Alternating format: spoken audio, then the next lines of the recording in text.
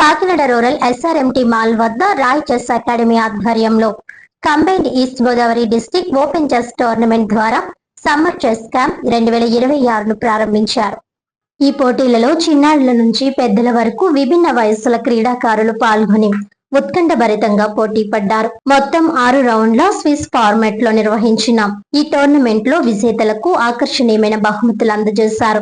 Open కేటగిరీలో 20,000 నగదు బహుమతితో పాటు అండర్-7, అండర్-9, అండర్-11, అండర్-13, అండర్-15 మరియు ఓపెన్ కేటగిరీలలో బాయ్స్, గర్ల్స్ విభాగాల్లో మొత్తం 72 ట్రోఫీలు మరియు మెడల్స్ అందజేసి క్రీడాకారులను ప్రోత్సహించారు. ఓపెన్ కేటగిరీలో గాయా సాయి సంతోష్ మొదటి స్థానం సాధించగా వాకాడ శ్రీరామ్ జైన్ 2వ స్థానం, సూరాడ ఎస్ఎస్వి సత్య గంగాధర్ 3వ స్థానం దక్కించుకున్నారు. ఈ కార్యక్రమానికి ముఖ్య అతిథిగా హైదరాబాద్ నుంచి విచ్చేసిన రాజశేఖర్ రెడ్డి మాట్లాడుతూ గ్రామీణ మరియు పట్టణ ప్రాంతాల చెస్ క్రీడాకారులకు అంతర్జాతీయ నిబంధనలు, నియమాలపై అవగాహన కల్పించడం ఈ టోర్నమెంట్ ముఖ్య ఉద్దేశ్యమని తెలిపారు.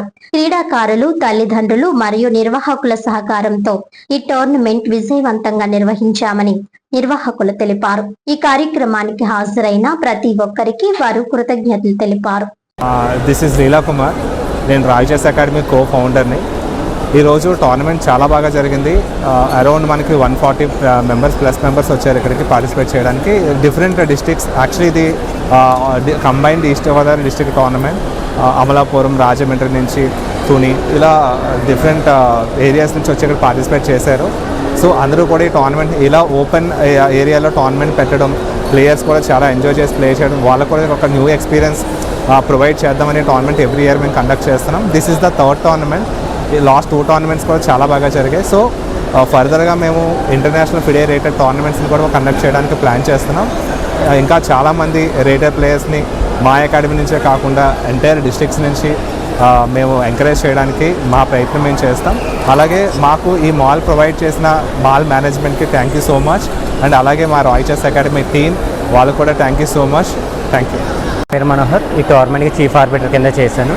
ఈ టోర్నమెంట్లో మొత్తం మనకి 140 మెంబర్స్ ఎబో పార్టిసిపేట్ జరిగింది. 4 ఇయర్స్ నుంచి అలాగే 8 ఇయర్స్ వరకు ఉన్న వాళ్ళు కూడా పార్టిసిపేట్ జరిగింది. యంగ్ ప్లేయర్స్ అలాగే బాగా ఓల్డెస్ట్ ప్లేయర్స్ కూడా ఆడడం జరిగింది మనకి. సో ఈ టోర్నమెంట్ ఓవరాల్గా 6 రౌండ్స్ జరిగింది. మార్నింగ్ నుంచి ఈవినింగ్ వరకు కూడా అందరూ చాలా కష్టపడి చేసి, సో ఎస్పెషల్లీ రాయ్ టీం వాళ్ళంతా కూడా చాలా మంచిగా ఆర్గనైజ్ చేసి, సో అంతా చేయడం వల్ల చాలా పీస్ఫుల్గా పిల్లలు కూడా అండ్ పేరెంట్స్ కూడా చాలా ఎంగేజ్ అయ్యి చాలా ఎంజాయ్ చేస్తూ గేమ్ ఆడటం జరిగింది.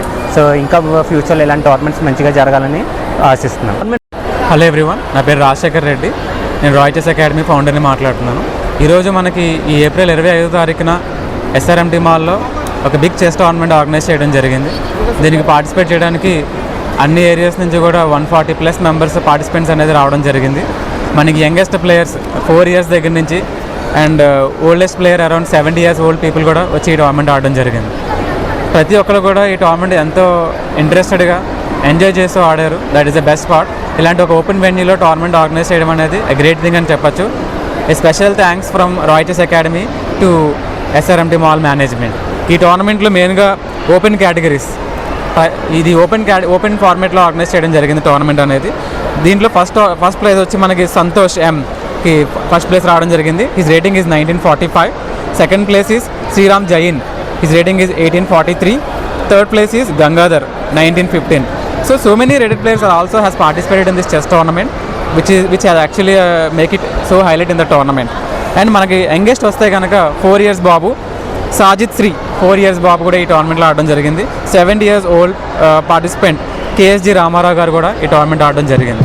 సో ఇలా మనకి డిఫరెంట్ స్కూల్స్ నుంచి, కాలేజెస్ నుంచి, అకాడమీస్ నుంచి కూడా చెస్ టోర్నమెంట్స్ రావడం జరిగింది. దీనివల్ల ప్రతి ఒక్కరు కూడా ఒక టోర్నమెంట్ అంటే ఏంటి, ఎలా జరుగుతుంది, దాని ఒక ఎక్స్పోజర్ ఏంటి ప్రతి ఒక్క స్టూడెంట్కి అర్థమైంది ఇక్కడ నుంచి. సో నెక్స్ట్ టోర్నమెంట్స్ అప్కమింగ్ డేస్లో కూడా ఒక ఇంటర్నేషనల్ ఎక్స్పోజర్ అనేది ఇచ్చే విధంగా మేము టోర్నమెంట్స్ ఆర్గనైజ్ చేయడానికి ముందుగా ఉంటాము.